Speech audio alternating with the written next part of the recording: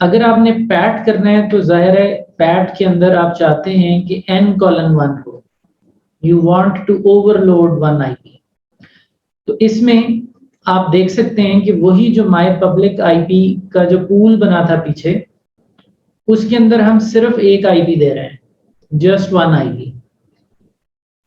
So that single IP denotes that कि आपने PAT करना है।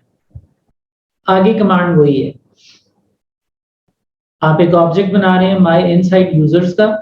इनसाइड यूजर्स को आप रेंज के जरिए, सबनेट के जरिए या होस्ट की कमांड के जरिए डिफाइन करेंगे। उसके बाद नेट की स्टेटमेंट देंगे, high security then low security, dynamic, और उसके बाद आप वो पूल पास कर रहे हैं, और ये वो पूल है जिसके अंदर तादाद में सिर्फ एक ही आईपी है। So giving single IP in your object network pool results in PAT.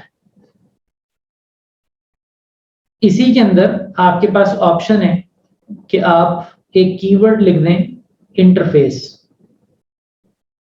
So if you right a keyword interface, तो उससे ये होता है कि आपके ASA में जो आउटसाइड इंटरफेस का आईपी है, जो यूजुअली जब आप इंटरनेट के साथ कनेक्ट करते हैं तो ये आईपी इटसेल्फ एक पब्लिक आईपी होता है।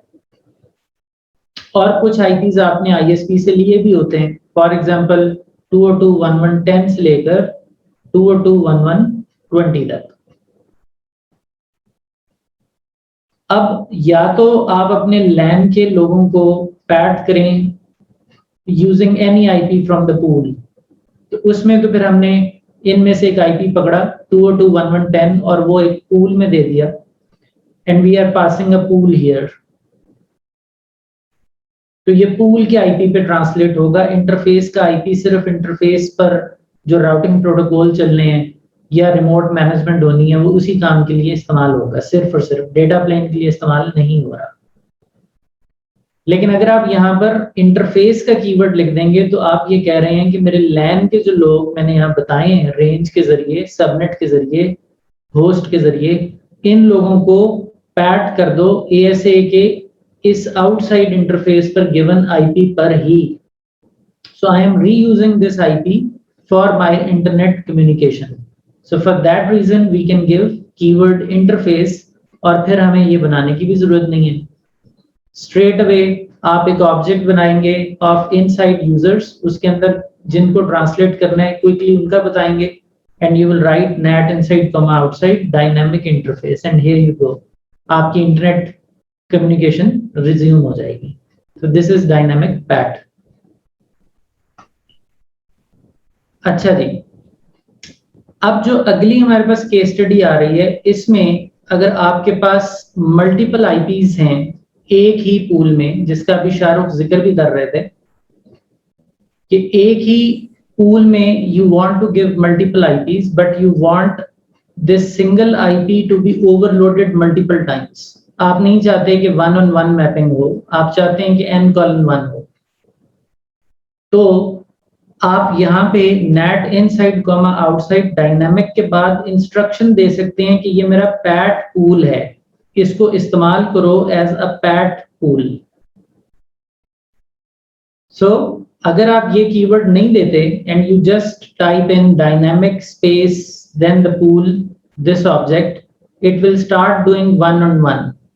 सो उसमें अगर आपके पास लेट्स से इनसाइड यूजर्स में 10 आईपीज हैं and in the pool you have only 2 IPs, तो कोई से 2 बाहर चले जाएंगे क्योंकि आपने पैट पूल की इंस्ट्रक्शन नहीं दी हुई, वो 1-on-1 मैपिंग कर देगा because you have multiple IPs in the pool, और नतीजतन 2 के बाद जो तीसरा आईपी आएगा उसको पूल में से क्योंकि नहीं मिलेगी स्लॉट, तो वो ड्रॉप हो जाएगा। But if you want to give multiple IPs in the pool and still you want each IP to be used as n:1, और जब उसकी 65,535 थियोरेटिकल लिमिट रीच कर जाए तो वो नेक्स्ट आईपी पर शिफ्ट कर जाए ऑफ द पूल, आप यहाँ इंस्ट्रक्ट कर सकते हैं पैट पूल। तो ये भी पैट ही है, लेकिन इसके अंदर हम एक मल्टीपल आईपीज की ऑप्शन देकर एएसए को इंस्ट्रक्ट कर रहे हैं कि आपने पैटिंग करनी है। अच्छा जी, ये एक इंटरेस्टिंग कॉन्फ़िगरेशन है जिसमें हम डायनामिक नेट को बैकअप दे रहे हैं विद पैट, यानी हम चाह रहे हैं कि लोग पहले डायनामिक नेट हों, अगर डायनामिक नेट एग्जॉस्ट हो जाए तो पैट होना शुरू हो जाए एज बैकअप, क्योंकि आपको पता है डायनामिक नेट के अंदर तो एक्स कॉलन वाई होता है और आपके पास इन दोनों में इक्वल कैपेसिटी के आईपीज अवेलेबल होने चाहिए। अगर x में 10 है तो y में भी 10 आईपीज हों पब्लिक पूल में, तो डायनामिक नेट वर्क करेगा। अगर आपके पास प्राइवेट आईपीज 20 हैं और आपके पास पब्लिक पूल में 10 आईपीज हैं तो 10 ही जा सकते हैं, बाकी के 10 जो प्राइवेट आईपीज हैं वो आउटेज फेस करेंगे, ड्रॉप्स फेस करेंगे। तो अगर ऐसी सिचुएशन में आप चाहते हैं कि आप इनको बैकअप देना चाहते हैं, इवेंचुअली पैट का एक सहारा देना चाहते हैं कि 10 कोई से तो 1-on-1 मैप हो जाएं, लेकिन 11वां 12वां ऑनवर्ड जो ड्रॉप हो जाते हैं वो तब पैट हो जाएं कम से कम और चल जाएं, तो आप पैट का बैकअप दे सकते हैं डायनामिक नेट को। तो इसमें देखिए क्या किया जा रहा है कि एक तो पूल बन रहा है जिसमें मल्टीपल आईपीज हैं और एक सिंगल आईपी वाला सॉर्ट ऑफ पब्लिक आईपी बन रहा है, दो ऑब्जेक्ट्स बने हैं।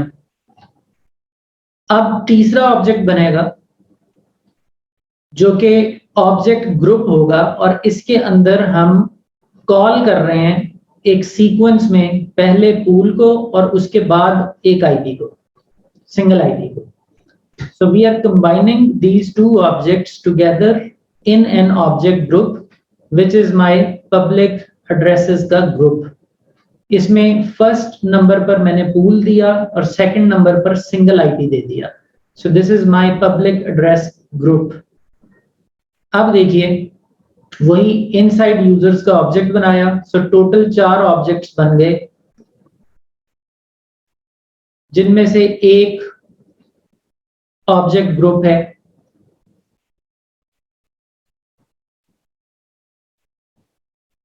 सो इस object network my inside users के अंदर हमने उसी तरह रेंज से या सबनेट से या होस्ट से अपने लैन के लोगों का डिफाइन किया।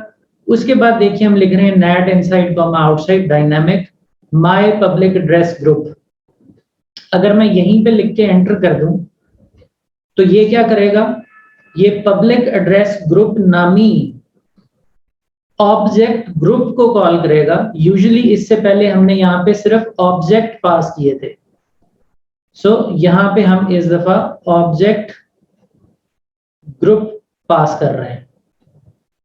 इससे पहले हमने यहाँ पे सिर्फ ऑब्जेक्ट पास किया था, but this time we are passing an object group. ये पास कर रहे हैं।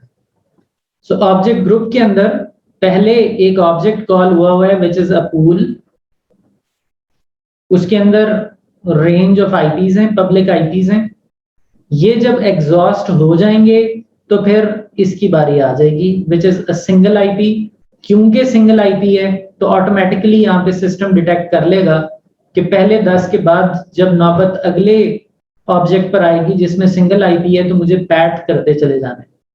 सो here we are giving a backup of PAT to dynamic NAT. और फर्दर मोर यही बात नहीं खत्म होती, उसके बाद आगे स्पेस के साथ इंटरफेस भी लिख रहे हैं, यानी डुअल बैकअप दिया जा रहा है। 2 स्टेप बैकअप हो गया। यहां भी एंटर प्रेस किया जा सकता है और इंटरफेस लिखकर भी एंटर प्रेस किया जा सकता है।